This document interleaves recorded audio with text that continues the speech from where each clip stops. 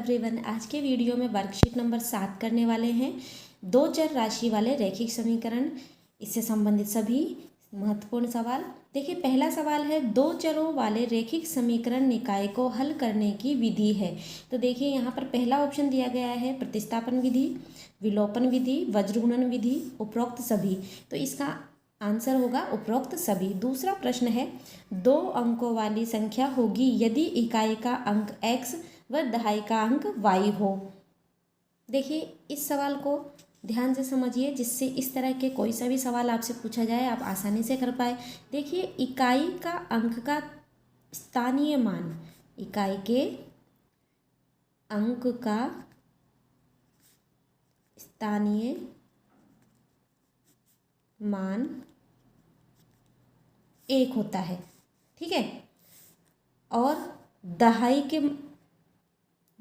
के अंक का स्थानीय मान 10 और सैकड़ा के अंक का स्थानीय मान जब हम लिखेंगे तो 100 लिखेंगे, और 1000 का अंक का स्थानीय मान लिखेंगे तो 1000 लिखते हैं, ठीक है। अब हमसे यहाँ पूछा गया है दो अंकों वाली संख्या होगी। तो देखिए, दो अंकों वाली संख्या जिसमें हमें एक तो इकाई होगा, एक दहाई होगा, ठीक है। यदि इकाई का अंक x है तो x को हम इसके स्थानीय मान 1 से गुणा करेंगे। वह दहाई का अंक y है, इसको दहाई के स्थानीय मान 10 से गुणा करेंगे और इनको जोड़ देंगे, और हमारे पास दो अंकों वाली संख्या आ जाएगी x + 10y, ठीक है। अब देखते हैं, ये वाला ऑप्शन 10x + y ये नहीं है, 10y + x। तो देखिए, यहाँ हमने यही प्राप्त किया है, इसको 10y + x लिख सकते हैं, ठीक है। तो हमारा आंसर आ गया 10y + x। इस तरह से हम पूछी जाने वाली संख्याओं को लिख सकते हैं, ठीक है। अब देखिए क्वेश्चन नंबर 3, समीकरण के हल होंगे। यहाँ पर एक समीकरण दी गई है 2x + y = 5। इसको नेगेटिव अप्रोच से करेंगे। देखिए, इसमें 2 और 1, तो x के स्थान पर 2 रख देंगे और y के स्थान पर 1 रखेंगे। तो यहाँ पर देखिए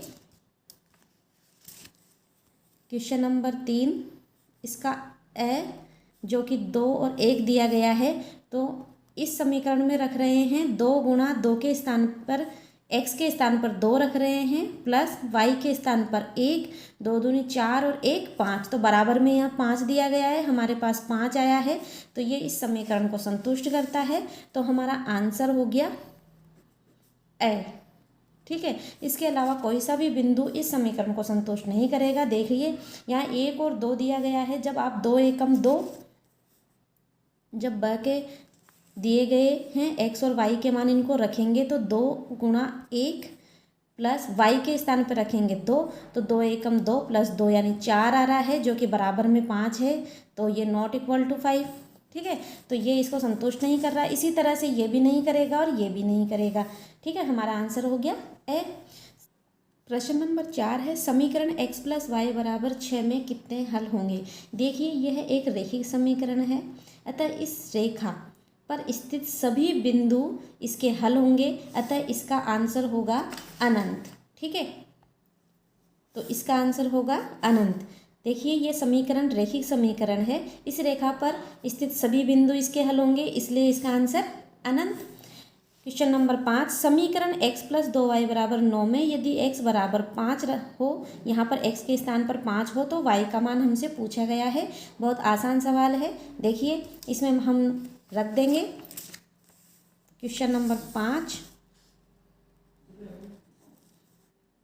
x + 2y = 9, यदि x = 5 हो तो y का मान क्या होगा। तो x का मान यहाँ रखेंगे, 5 + 2y = 9, पक्षांतरण करेंगे, 9 माइनस का हो जाएगा 5 इधर आकर, 2y बराबर 9, 9 में से 5 को घटा रहे हैं तो हमारे पास आ जाएगा 4, और y बराबर 4/2, 2 दूनी 4। तो y का मान हमसे पूछा गया था, जो कि आंसर है ब। क्वेश्चन नंबर 6 है, समीकरण में यदि 4x + 2y बराबर k में यदि x बराबर 2, y बराबर 1 हो तो k का मान होगा। तो यहाँ पर x बराबर 2 दिया गया है, तो जहाँ x है वहाँ पर 2 लिख देंगे, और y बराबर 1 दिया गया है तो जहाँ y है वहाँ 1 लिख देंगे, जिससे हमें k का मान प्राप्त हो जाएगा 4। यहाँ पर x है, x के स्थान पर 2 + 2, y के स्थान पर 1 गुणा 1 बराबर k। 4 दूनी 8 + 2 एकम 2 बराबर k। 8 और 2 हो गए 10, तो k का मान आ गया 10, और यही हमारा आंसर है। ऑप्शन हो गया इसमें ब। ठीक है। क्वेश्चन नंबर 7, दो चरों वाले रैखिक समीकरण युग्म का हल करते समय एक चर का मान दूसरे चर के पद में व्यक्त करने वाली विधि कहलाती है।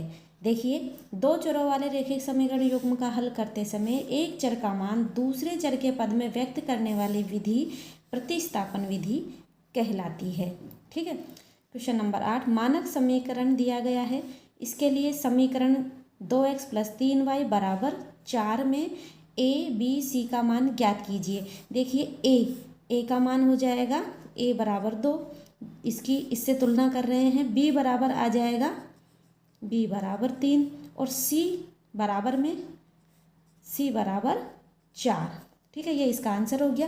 प्रश्न नंबर 9 है, 9 पेंसिल तथा 8 पेन का मूल्य 54 रुपये है, इसको बीजगणितीय समीकरण के रूप में लिखिए। देखिए, बीजगणितीय समीकरण के रूप में लिखने के लिए माना एक पेंसिल का मूल्य x रुपये है, एक पेन का मूल्य y रुपये है। यहाँ पर 9 पेंसिल है तो 9 पेंसिल का मूल्य हो गया 9x। 8 पेन है तो 8 पेन का मूल्य हो गया 8y, और इन दोनों का कुल मूल्य है 54 रुपये। इन दोनों को जोड़ देंगे, बराबर लिखेंगे 54, और ये हमारा आंसर हो जाएगा। समीकरण हो गई बीजगणितीय समीकरण। ठीक है। क्वेश्चन नंबर 10 है, समीकरण निकाय x - y + 1 बराबर 0 और 3x + 2y - 12 बराबर 0 को हल कीजिए। यहाँ आप दो समीकरण दिए गई है तो प्रतिस्थापन विधि से भी हल कर सकते हैं, क्योंकि नाम से हमसे नहीं पूछा गया है, और विलोपन विधि से भी कर सकते हैं। जो आपको सरल लगती है उससे आप इसको हल करके x और y के मान निकाल सकते हैं। यहाँ पर मैं विलोपन विधि लगा रही हूँ। देखिए, समीकरण 1 हमारे पास है x - y + 1, तो इसको मैं लिख सकती हूँ। क्वेश्चन नंबर 10, x - y बराबर -1, ये समीकरण 1 हो गई।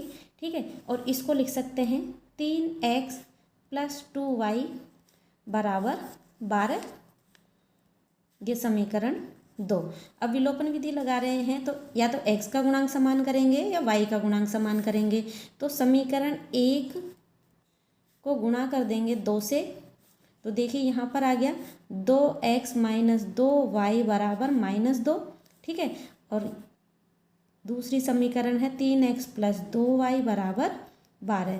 दोनों को जोड़ देंगे, जोड़ने पर प्लस माइनस ये विपरीत चिन्ह के हैं, ये 0 बन जाएगा। 3 और 2 को जोड़ेंगे 5x बराबर 12 में से 2 को घटा रहे हैं या जोड़ रहे हैं तो यहाँ पर प्लस का चिन्ह है, तो 12 - 2, तो यहाँ पर 12 - 2 को हल करेंगे तो यहाँ पर आ जाएगा 10, और x बराबर आ जाएगा 10। पक्षांतरण करेंगे इसका तो बटा में 5 आ गया, 5 दूनी 10। x का मान हमारे पास 2 आया। इस x के मान को समीकरण 1 में रख देंगे तो y का मान आ जाएगा। समीकरण 1 में x बराबर 2 रखने पर x - y बराबर -1, ये समीकरण 1 है। x के स्थान पर 2 रख रहे हैं, 2 - y बराबर -1, तो -y बराबर आ जाएगा -1, और पक्षांतरण कर रहे हैं -2, तो यहाँ पर y बराबर -3, -y बराबर -3, और y बराबर आ गया 3। तो x का मान आया 2, और y का मान आया 3। यही हमारा आंसर है। दो चरों वाले रैखिक समीकरण युग्म का मानक रूप लिखिए। क्वेश्चन नंबर 11, दो चरों वाले रैखिक समीकरण युग्म का मानक रूप हमसे पूछा है a1x plus b1y plus c1 बराबर 0, a2x plus b2y plus c2 बराबर 0। यह मानक रूप है। अब है वर्कशीट नंबर 8। ये भी दो चर राशि वाले रैखिक समीकरण से संबंधित महत्वपूर्ण प्रश्न है। पहला प्रश्न है, एक संख्या का 3 गुना और दूसरी संख्या का 2 गुने का अंतर 9 है, इसको बीजगणितीय रूप में लिखिए। देखिए, एक संख्या का 3 गुना, मान लेते हैं कि पहले तो एक संख्या है x और दूसरी संख्या है y। अब देखिए, एक संख्या का 3 गुना अर्थात 3x, दूसरी संख्या का 2 गुना, दूसरी संख्या y है, दूसरी संख्या का 2 गुने का अंतर माइनस कर देंगे, अंतर 9 है। और ये हमारी बीजगणितीय समीकरण हो गई और हमारा ऑप्शन नंबर ब हमारा आंसर हो गया। ठीक है, अब आ जाइए प्रश्न नंबर 2 पर। 7 सेबों और 4 संतरों का मूल्य 45 रुपये है, इसको बीजगणितीय रूप में लिखिए। माना एक सेब का मूल्य x रुपये है और एक संतरे का मूल्य y रुपये है। 7 सेब का मूल्य हो जाएगा 7x और 4 संतरों का मूल्य हो जाएगा 4y और इनका कुल मूल्य है 45 रुपये। जोड़ देंगे, बराबर लिखेंगे 45 और ये हमारी बीजगणितीय रूप हो गया, इसका बीजगणितीय समीकरण हो गई। 7x प्लस 4y बराबर 45, यही हमारी बीजगणितीय समीकरण थी। तो हमारा आंसर हो गया ए। अगला प्रश्न है, क्या बिंदु 2, 3 रेखा इस पर स्थित है। देखिए, ये x का निर्देशांक, ये y का निर्देशांक। x के स्थान पर हम 2 रखेंगे और y के स्थान पर 3 रखेंगे। अगर ये इस समीकरण को संतुष्ट करता है अर्थात x का मान 2 और y का मान 3 रखने पर 5 आ जाता है, तो ये इस रेखा पर स्थित होगा और नहीं आता है तो नहीं होगा। Question number 3, 3x minus 2y बराबर 5 है, तो x के स्थान पर हम 2 रख रहे हैं। 3 गुणा 2 माइनस 2 गुणा y के स्थान पर 3, तो 3 दूनी 6 माइनस 2 तिया 6। 6 में से 6 को घटा रहे हैं तो 0 आ रहा है, जो कि 5 के बराबर नहीं है। तो यह इस रेखा पर स्थित नहीं है। हमारा आंसर होगा यह 2, 3 बिंदु रेखा इस पर स्थित नहीं है।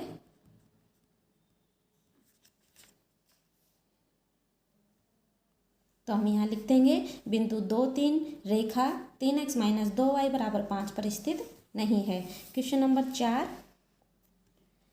एक पिता और उसके पुत्र की आयु का योगफल 40 वर्ष है। यदि पिता की आयु पुत्र की आयु से 3 गुना हो तो उनकी आयु ज्ञात कीजिए। क्वेश्चन नंबर 4 कर रहे हैं। माना पिता की आयु है x वर्ष, ठीक है, पुत्र की आयु है y वर्ष। अब प्रश्नानुसार देखिए, एक पिता उसके पुत्र की आयु का योगफल 40 वर्ष है, तो पिता की आयु x है, पुत्र की आयु y है, इन दोनों का योग हो गया 40। ठीक है, इससे हम x का मान निकाल सकते हैं, x बराबर 40 माइनस y। ठीक है, समीकरण 1, यदि पिता की आयु पुत्र की आयु से 3 गुना हो, यदि प्रश्नानुसार क्या कहा गया है, प्रश्नानुसार यदि पिता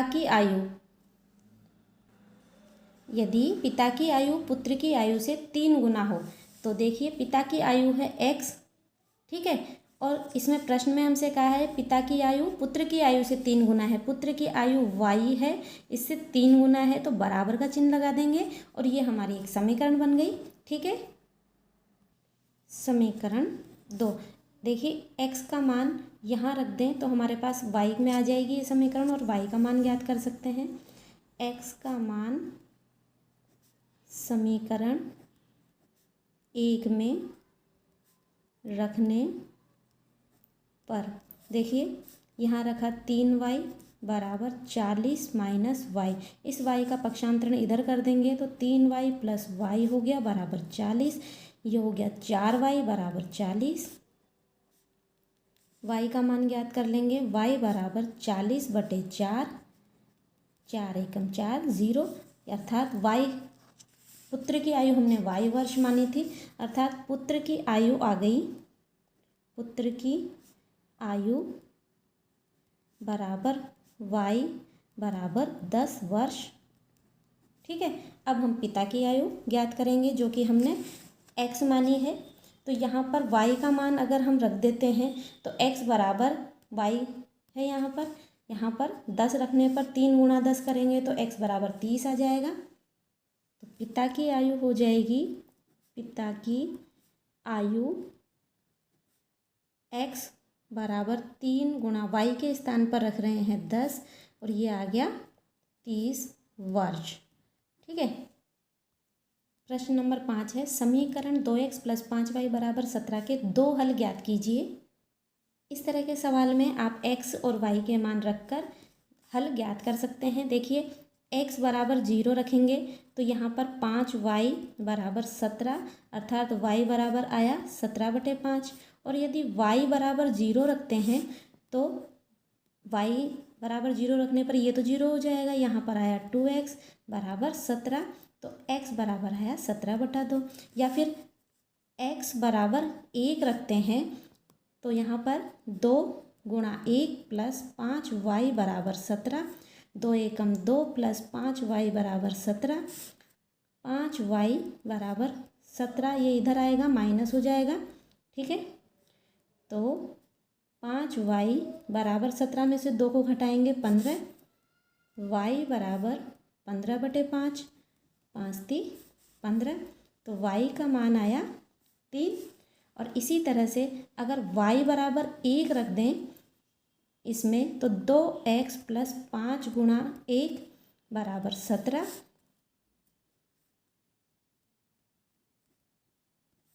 तो 2x + 5 बराबर 17 और 2x बराबर 17 - 5, तो 2x बराबर 17 में से 5 को घटाएंगे 12 और x बराबर 12/2 आ जाएगा 6, x का मान आया 6।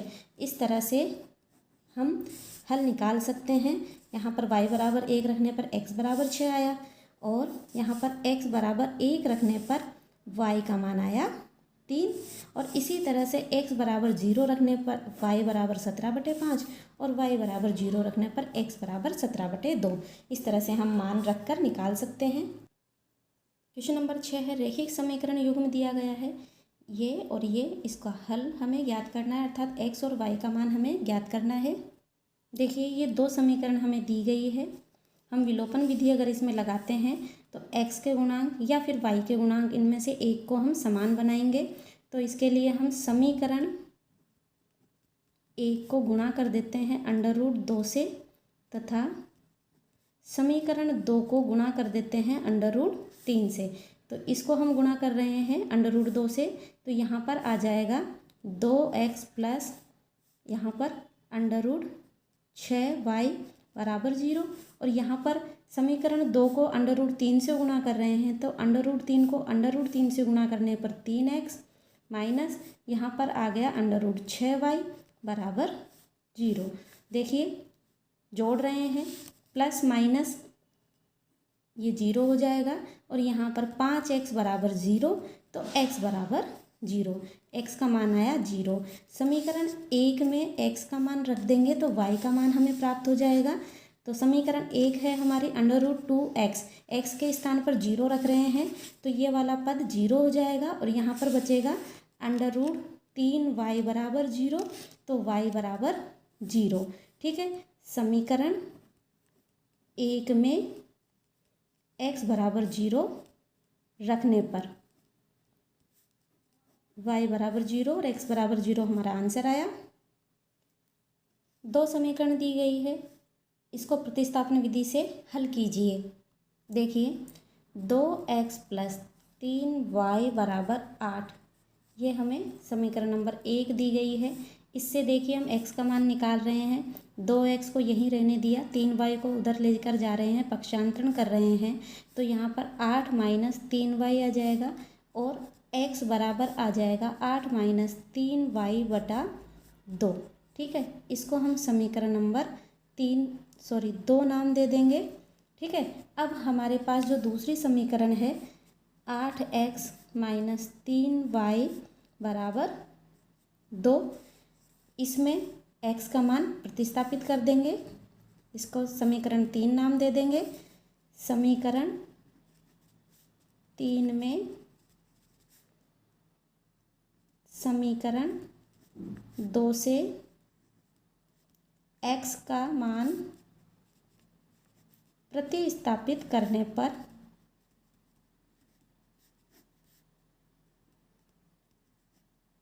ठीक है, तो देखिए यहाँ x के स्थान पर ये रख रहे हैं, तो हमारे पास 8 गुणा 8 माइनस 3y बटा 2 माइनस 3y बराबर 2।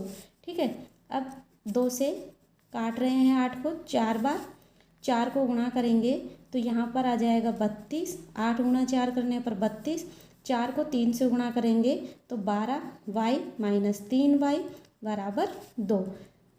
माइनस 12y और माइनस 3y समान चिन्ह है, आपस में जुड़ जाएंगे तो 32 माइनस 15y आएगा बराबर में 2।